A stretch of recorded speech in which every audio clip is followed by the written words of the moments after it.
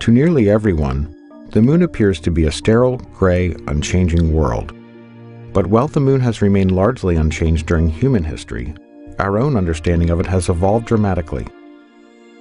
Thanks to new observations, we now have not only unprecedented views of its surface, but a whole new tour of the Moon that shows how both it and other rocky planets in our solar system have been shaped over billions of years.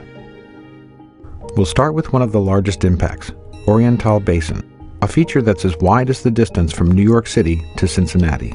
Using new elevation measurements, we can clearly see the effects of what is likely the last giant impact event in lunar history, with its outer mountain rings rising many kilometers above the lowest points inside the crater.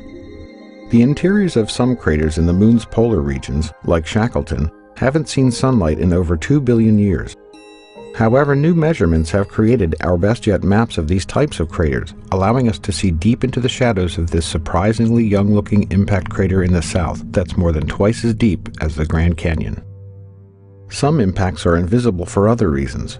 Although the ancient South Pole Aitken Basin is difficult to see from orbit because it is so large, new LRO topography maps reveal the largest impact basin in the Earth-Moon system, measuring several kilometers in depth and around 2,500 kilometers in diameter.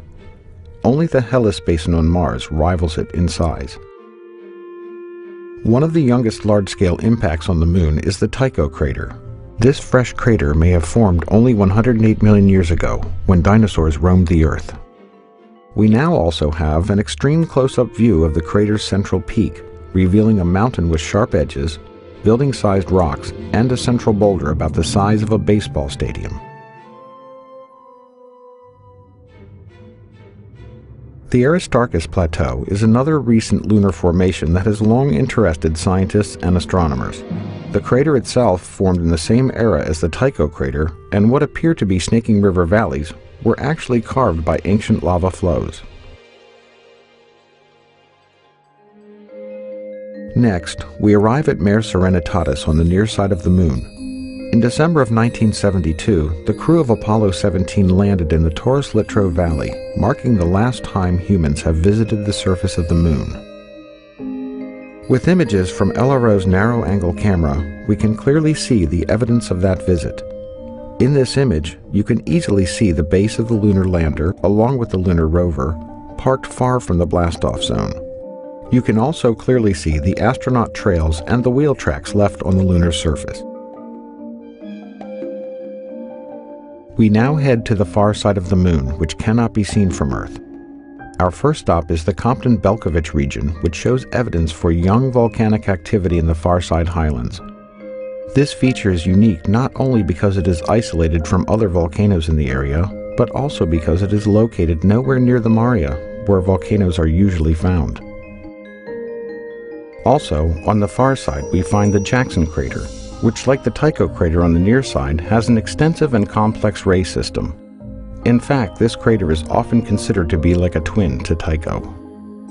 Finally, the Tsiolkovsky crater stands out as an excellent example of a far-side crater filled with a sea of ancient lava, known as a mare.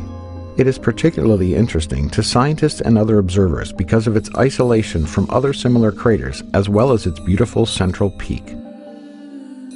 As we continue to study the Moon, our understanding of it improves, giving us new insights not only into how it has evolved over time, but also how other rocky planets in our solar system have come to look the way they do.